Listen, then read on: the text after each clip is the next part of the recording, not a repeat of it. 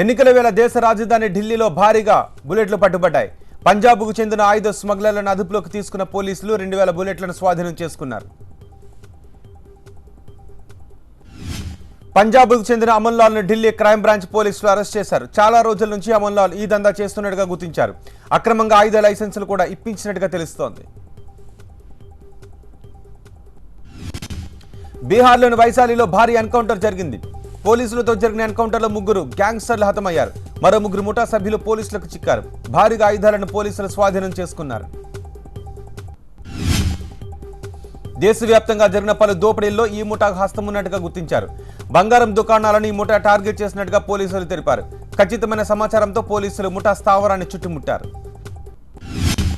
ముఠా సభ్యులు పోలీసులపైకి కాల్పులు జరిపారు. పోలీసులు జరిపిన ఎదురు కాల్పుల్లో 3 దుండగులు చనిపోయారు. 2 AK-47 రైఫిళ్లతో పాటు 3 రివాల్వర్లను పోలీసులు స్వాధీనం చేసుకున్నారు.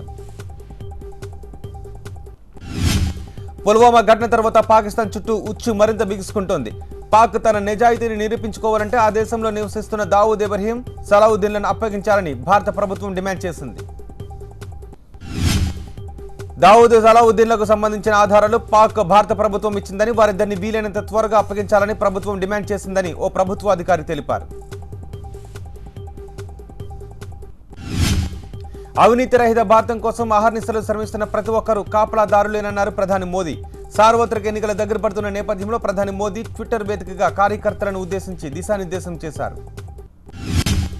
అవినీతి, సామాజిక రుగ్మతలు, అపరిశుభ్రతపై పోరాటం చేస్తున్న ప్రతి ఒక్కరూ చౌకీదారి అని ట్వీట్ చేశారు.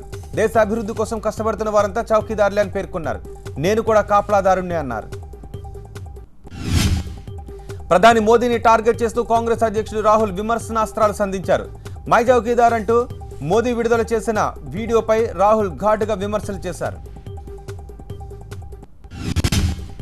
ఇండియా బేవకూఫ్ నహీ హై అనే హ్యాష్ ట్యాగ్తో పాటు సూట్ బూట్ చౌకీదార్ అంటూ రాహుల్ ట్విట్టర్లో కౌంటర్ ఇచ్చారు. బడా పారిశ్రామికవేత్తలు మాత్రమే మోదీ కాపలాదారుగా ఉన్నారని ఎద్దేవా చేశారు. గుజరాత్ ప్రదేశ్ కాంగ్రెస్ కమిటీకి చెందిన వెబ్సైట్ హ్యాకింగ్ గురైంది. అసభ్యకర చిత్రాలతో వెబ్సైట్పై దాడికి పాల్పడ్డారు దుండగులు.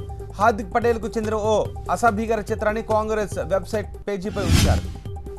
ఈ చిత్రం కింద మా నాయకుడికి శుభాకాంక్షలను కూడా కొన్ని వ్యాఖ్యలను పోస్ట్ చేశారు. ఇది గమనించిన గుజరాత్ కాంగ్రెస్ ఐటీ సెల్ వెంటనే తమ వెబ్సైట్ను అదుపులోకి తీసుకుని పోలీసులకు ఫిర్యాదు చేసింది.